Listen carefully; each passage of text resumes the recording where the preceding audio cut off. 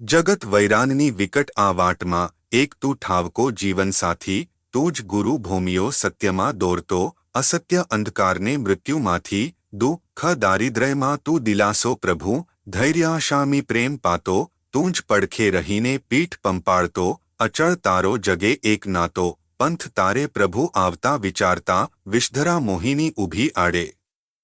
મસ્ત માતંગ મન શાંત સ્થિર ના રહે, ઉલટું લઈ જતું વિષય ખાડે, ઇન્દ્રિયો અશ્વતોફાની બહુ મૂંઝવે, શું કરું હું પ્રભુ શરણ તારે, હાથ હથિયાર હેઠા મૂક્યા વેગળા, આવી ઊભો પ્રભુ શરણ તારે, આત્મ સ્વરૂપમાંથી પ્રગટ થયેલો જીવાત્મા પાછો આત્મ સ્વરૂપમાં મળી જવાની કોશિશ તો બહુ જ કરે છે. પણ દેહધ્યાસનો અજ્ઞાનરૂપી પડદો આડો પડી જવાથી આત્મ સ્વરૂપની પ્રતીતિ થતી નથી. મૂળ વિચારીએ તો આ જીવાત્માનો સાચો જીવનસાથી આત્મ સ્વરૂપે રહેલા સદ્ગુરુ રામ છે. જીવનના અંતમાં તો સંસારના સ્વાર્થી સંબંધો ધરાવતા કુટુંબ કબીલા, સગા સંબંધીઓ, મિત્રો સૌ દૂર ખસી જાય છે. પણ સત્યને રાહે દોરનારો તો સદ્ગુરુ રામ છે.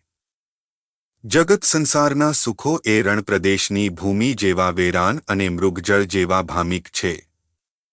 સંસારમાં રહેલા સર્વે સુખો ક્ષણિક અને જાજવાના જળ સમાન છે. સંસારના સુખોથી જીવને કયારે તૃપ્તિ થવાની નથી. અનંત જન્મોના કર્મોના ભારથી સુખ દુઃખ ભોગવી રહેલો જીવાત્મા પ્રભુના શરણ વિના ક્યારે શાંતિ પામતો નથી. અસત્ય અજ્ઞાનના અંધકારમાંથી મૃત્યુરૂપી ઊંડી ખીણમાંથી બહાર કાઢનાર એક સદ્ગુરુ ભગવાન છે.